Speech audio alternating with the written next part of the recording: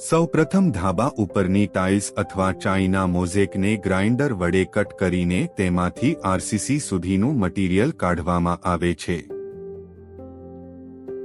ત્યારબાદ આરસીસીમાં જરૂર મુજબ એન્કરિંગ માટે ડ્રિલિંગ કરવામાં આવે છે. ડ્રિલિંગ કરેલા હોલને એર પ્રેશર વડે સાફ કરીને કેમિકલ એન્કરિંગ માટે તૈયાર કરવામાં આવે છે. તૈયાર કરેલા હોલમાં હિલતી કંપનીનું કેમિકલ એન્કરિંગ મટીરીયલ પૂરવામાં આવે છે, જેથી સ્ટ્રક્ચર વાવાઝોડા સામે મજબૂતાઈથી ટકી શકે અને ધાબાને વોટર પ્રૂફિંગ પ્રોવાઇડ કરે છે. એકવાર કેમિકલ સેટ થઈ ગયા બાદ તેની ઉપર સ્ટ્રક્ચરના લેગ ઊભા કરવામાં આવે છે.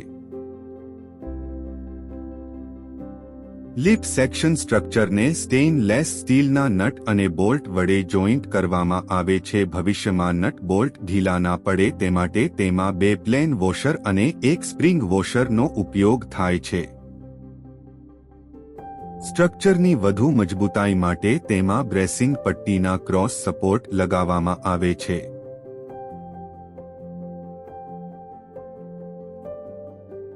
હરી સોલર ફક્ત અદાણી, વારી, ગોલ્ડી, વિક્રમ જેવી ટોપ 10 કંપનીની મોનો બાયફેસિયલ પેનલોનો જ ઉપયોગ કરે છે.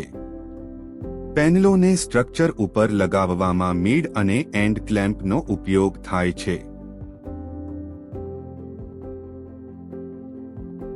હરી સોલર કેબલને લગાવવા માટે પ્લાસ્ટિક અથવા નાયલોનની જગ્યાએ સ્ટેનલેસ સ્ટીલની કેબલ ટાઈનો ઉપયોગ કરે છે, જે તડકાની ખરાબ થતી નથી કે તૂટતી નથી.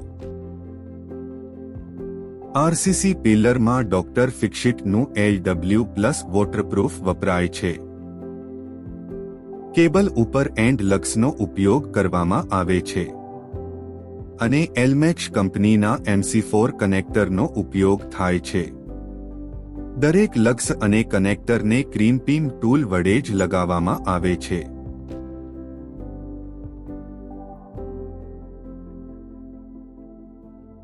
સ્ટ્રક્ચરલ અર્થિંગ અને વધુ સેફટી માટે પેનલથી પેનલ અર્થિંગ આપવામાં આવે છે, જેથી શોર્ટ લાગવાની સંભાવના ખૂબ જ ઓછી થઈ જાય છે. હેવલ્સ, C&S જેવી કંપનીની સ્વીચો એલ્મેક્સ જેવી કંપનીની SPD જ વાપરવામાં આવે છે. સ્ટ્રક્ચરથી સેપરેટ એલે ઊભો કરવામાં આવે છે, જેથી સ્ટ્રક્ચર ઉપર સીધી વીજળી પડવાની સંભાવના રહેતી નથી.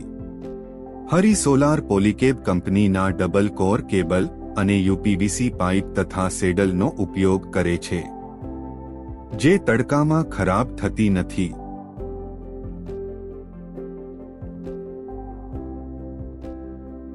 ક્વોલિટી એટલે હરી સોલાર. વધુ માહિતી માટે આપેલ નંબર ઉપર ફોન અથવા વોટ્સએપ કરો.